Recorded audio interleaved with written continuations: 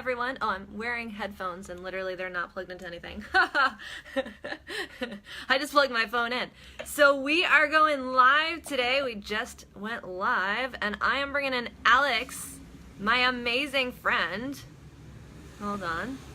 Let's see where he's at. All right.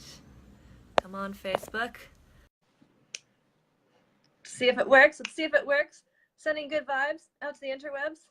Says it's adding. Hey, Greg. Thanks for watching.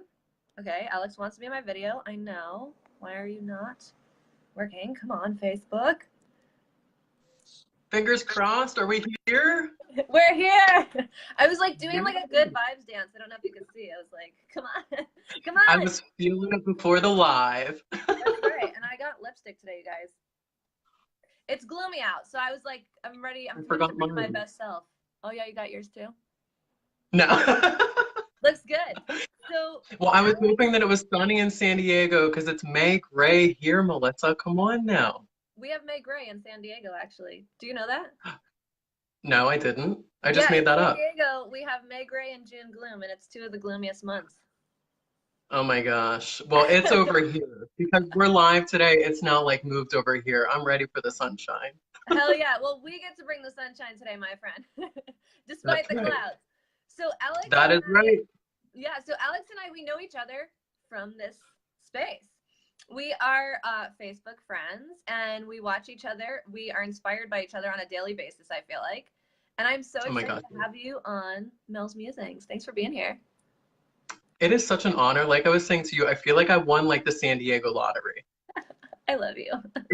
If you guys have a lottery out there, I don't know. The Pennsylvania lottery is a big deal over here.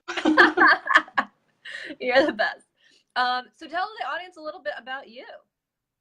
Oh my gosh. So I am much like you. I'm a real estate agent extraordinaire. I don't know if I can live up to your like tagline and your title though. You are beyond extraordinaire. Oh, thank you. So I'm in Pennsylvania. I am in the Western Philly suburbs. So I do real estate and I also love pouring into others and seeing success through others. So I have a boutique consulting company. So I work with small business owners and real estate agents. Actually, I have a team up in Buffalo where you I think are from. That's where which I find so interesting. I grew up in Jersey, but I did move from Buffalo. We lived there for like 6 years. I went to college there and then dealt with the snow as an adult. And I was like, why am I still here? You're like, I'm over it? Yeah, I'm moving to the sunshine. Awesome. I love it. So Alex continually brings great energy to not only his sphere and clients and the boutique, but to his sphere and like really the commitment that I have to Melissa's Musings, he has in, as well on his platform. So what we're talking about today is an awesome topic. It's not playing Tetris with your life. And at first I was like, what does that mean? You want to fill us in, Alex? It's awesome. Oh my gosh, yes. So I saw this awesome post. I'm like, I love my Facebook family. So I had this great high school friend who posted a status the other day. The only thing I learned from playing Tetris is that when you try to fit in, you disappear. Wow. I know. I was like, oh my God, that's amazing.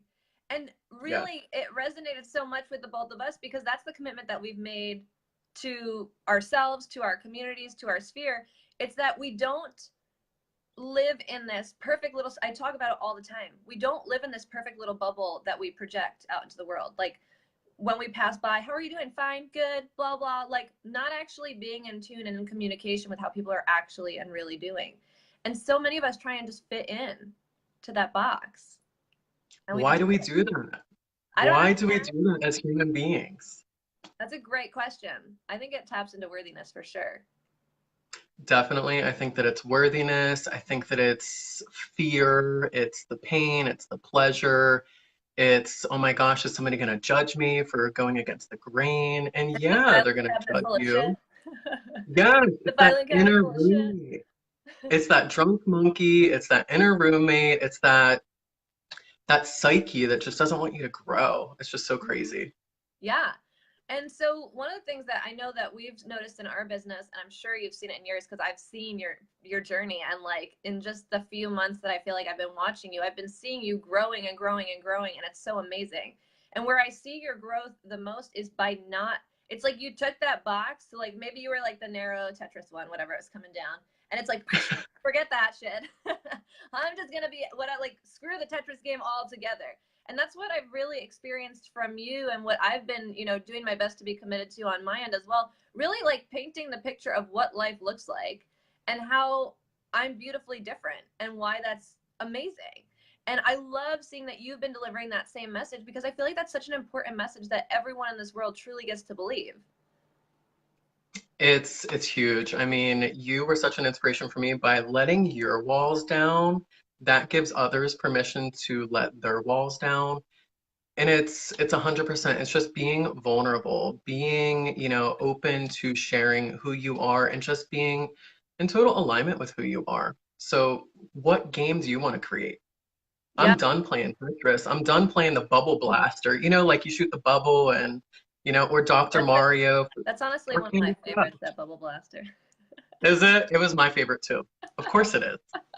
Of course. I would expect nothing less from us besties. So yeah, Like, and hello. that's what's so amazing about truly like living in your truth, right? So it may be scary as shit. It may be what you're so afraid of being judged on. Maybe it's like what you've kept in the closet your entire life and haven't wanted to take out to play. Whatever it may be that's holding you back from making shit happen and like being in your true happiness and your true self, like you get to break through that in order to achieve, you know, no longer fitting in that box, no longer disappearing into the masses, no longer sitting in whatever your story may be that's holding you small. You get to 100% break through that and step into what's next. And you and I both know that that's not easy. Baby Oh my steps. God. It's so tough. It is so tough. And it's like, where do you begin? Where do you really begin? It's just getting that awareness, I think. It's the awareness, and I think it's the awareness around, if you are, I think my biggest realization was how often I people pleased. How often I was at events I didn't want to be at, or how often I would say yes to things just because I felt obligated, or things I would say no to because I felt like I had work to do, or higher priorities of things that I actually really wanted to do. And when I started to gather that awareness around how big my people pleaser was, I was like, oh. So I think if you guys are struggling to even know where that goes, because I talk to people all the time and they're like, oh, I don't even know what my vision is. That's fine. What don't you like about your current situation? That is the best thing. It's, you have to, in order for you to get to know what you do really want, you have to really take inventory. What don't you like? What's not working for you? What is it that you're doing every single day that it's like, oh my God, I don't want to get out of bed. I just feel this resistance. Mm-hmm. That's a great place to get started. And then just write down, okay, so how can I shift that? Like, if I don't like this, what would be something about this scenario or this situation that I do really like? Yeah. And that can be a moving, because like, for example, exercise is an awesome example for me personally. I have been through a series of different exercise routines and situations and patterns and habits. And, you know, for example, when I first started, I had like a 5 days a week routine, and I was like pumping and trying to like build weight, and I'll do all these things. And I freaking hated it. I would get out of bed in the morning, and I had this personal trainer that I like was committed to meeting, and that's what kept me accountable, because like his ass would be in the gym if I wasn't, and Mm-hmm. and I had to pay him anyways. And I would just be like, oh, like I'd be at the machine like, I hate this. And then when I really recognized, and you know, on one side of the perspective, I was like, okay, well, I'm doing what I'm supposed to be doing to achieve my goal, but at the same time I was miserable while doing it, and I was like, this is crappy, like this isn't how this isn't fulfilling me, this isn't serving me. And so then what I did was I switched to yoga, and I walked into the studio the first day, I was like, this is my space. And that's what I transformed to. And now I'm actually in like a really funky place, because my yoga studio just changed the times, and I get to figure out something, because I started to go to the new times and I was like, no, this is not serving me. So I don't know what comes next, but I immediately cut it out. I really quickly, within a week, knew that the new times were throwing me totally off of my schedule. I wasn't committed to making them work, because I was like, this is shit, I don't like it. And so I committed to stopping. And now my commitment is finding something else that works for me by July 1st. I love that message because you know that there's a reason why that time changed, right? It's gonna like push you into like this awesome new experience that's just gonna serve you Oh gosh, that divine message. Yeah, I'm manifesting because John and I are traveling a lot of June. So I'm manifesting by the time we get back from travels, there's going to be like a new yoga studio really close, potentially within Like right walking outside your distance. door. Yeah, like that's what's going to happen, I think. I'm going to source that shit. So that's going to happen. El Cerrito, come on, let's go.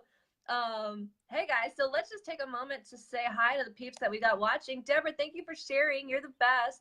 Brandon, She is the best. Thank you, Deborah. Robert, Love you. Jason, thanks for watching, you guys. So many people joining in and on this beautiful yet a little bit cloudy Friday morning with us. Oh, it's actually raining here in San Diego, which is very uncommon. The sun's trying to peek out over here because we're creating the sunshine. That's right. We totally are. This rain is temporary situation over here.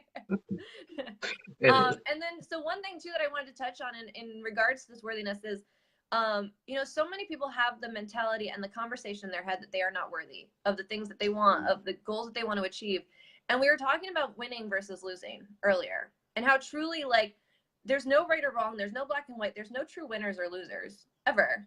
But most people who quit consider themselves a failure or a loser, and they typically do that right before their biggest breakthrough. They do. They do. They just totally give up. And it's like, if you would have just went one more mile, or gosh, if you would have just made that one more phone call, you would have gotten that multi-million-dollar listing, you know, oceanfront view, just that fabulous spot. But we have this inner dialogue that tells us, you know, you've worked hard enough, you're never going to make it, you're not going to be able to do this. And it's just really having to change that script. You have to change that script. What helped you, Melissa? I mean, what was the biggest thing that really helped you change that between the 6 inches between your ears? Yeah, beautiful. It was the awareness. It was the continual being like, huh, there's that again. Oh, it's popping up again. Because the one thing that I always remind people of, like, they, you know, sometimes people are like, oh, I just want it to like shut up. It's never going to go away. Like, your ego is literally with you until the day that you die. So you get to embrace it and not hate on it. And what you get to do is use that ego to really further you into what's next, not let it hold you back. So the awareness for me, Alex, I think was the absolute biggest piece. Because as soon as I started to see it and become aware of it, the worthiness conversation, the people pleasing, where I was standing in my own way, as soon as those things started to come to light, as soon as I was open to recognizing what was standing in my way, like being open to that possibility that I may have shit, right? That's when it all came together. And I think that. So many of us go through life fitting into the Tetris box, fitting into our square, fitting in with everybody else so as to not stand out and not deal with the judgment and all that stuff that comes with standing out. But what we do is we do ourselves a disservice through that. And like, that's what kills me, because I see people every day who are dead behind the eyes, who I know that they were not born that way. They have so much in them. It's just, it's held back. Yeah. Yeah. So, and what would you say for you? Because I would love to know for you. It's totally the awareness piece. It has been, for me, it has been a journey ever since, I would say 2012. I was in this great corporate job, and I just, you know, I wasn't really trying to fit in, but I didn't know what I didn't know, right? I was stuck in my hometown, and I had this awesome career, you know, making buku bucks at the age of like 19. I That's couldn't like even John and I in City. Yeah. Yeah, I couldn't even drink with the leadership team. I was like so like out there on my own island, which was great because that's what really got me to just think, you know, I'm not like everybody else. And that's the beauty of it. So I just had that awareness, checked in, that gave me clarity. And I asked, you know, what is the next right move? You hear Oprah say that all the time. Just what is the next right move? And for me, that was packing up my belongings, moving across the state, and starting something new. And it's just been beautiful ever since. I've really evolved since there. But I would say for somebody who doesn't really, they're having a hard time with that awareness factor, because it took me a long time to even like understand what awareness was, because sometimes we're so in a funk. The Untethered Soul, this is a book that I'm reading right now. Oh my God, I love that book. That's literally like, I preach that book. I've read it like too many times and I need to get it back on my list. It's beautiful. I'm doing the audiobook and I have the paper book because I'm very techie. You're very techie. I know that. There's just something about a paper book to me. There is. My friend's borrowing that one from me right now, but I have it as well in electronic and paperback version. Of course, I would expect nothing less again. But Hello. that book is amazing. I love that you brought that up. Another great one that I talk about often is Fuck It, The Ultimate Spiritual Way. And that's a great book too. It just talks about letting go, you know, like so often we are stuck in that story, and we often don't even realize it until somebody that cares enough about us is like, bro, like what's going on, my friend? Like you literally have told me for the last 5 years we want to do this and you haven't done it. Like what's in the gap? So until a lot of times, until somebody takes a stand for you like that, it's just increasing your awareness, reading books, being open to the fact that you may not be currently in the best space for yourself and you're striving for something more. And that in itself is huge. I mean, when John and I first started our business, you being in real estate know, it's like a very difficult industry to break into. You kind of want to fit in. You feel like you have to appeal to everyone. You're like, oh, I don't want to, not appeal to a buyer or a seller because that could potentially be a client I lose or whatever. And we kind of played that game for like 6 months. And what was happening is we actually got bored with ourselves. We were like, we're so boring. Like, oh my gosh. We were so Because you're trying to please again, and you're like not pleasing yourself, and it's such a like you said earlier, it's a disservice to yourself, but it's also a disservice to them. Yeah, absolutely. And I remember the actual day that John and I like noticed it, and we had the awareness around it, and we were like, oh my God, we're boring. Like we're trying to appeal to so many people that we're actually boring ourselves, which I know is not appealing to our clientele. And so what we did was we made the conscious effort to like truly step into who we are and like not give a rat's ass about any judgment or what people would think. And it started to snowball. And I remember like that day we sat after we had a really inspiring lunch with 2 people that we really look up to, and we did our first ever Facebook Live. And like leading up to it, John was like, oh my God, what am I gonna say? And I literally thought I was gonna like poop my pants. Yeah, like your heart was like pumping out of your chest. Yes. And then we went for it, and nothing bad happened. In fact, it was the opposite. Everybody was really into it, excited to see who we were, the people that they actually liked and resonated with them. And then it just grew from there. And I've seen you do the same thing, and it's been such an inspiration. The thing is, you know what? You have to have that awareness. You have to feel the fear and do it anyway. You have to feel the fear and do it anyway. You get to feel the fear and do it anyways. Mm-hmm. Yep, absolutely. Well, thank you so much for having me, my friend. Yes, thank you for being on here. It's been such a pleasure. Thank you guys all for tuning in and watching us. I know it's probably a busy Friday morning for all of you, but we are so grateful for the time and the energy that you bring to us. I love you, my friend. Thank you for joining me on this fabulous Friend Friday. Can't wait to see you on the East Coast soon. Yeah, you could do the sign off like me. Ready? Bye, guys. Ciao. Bye.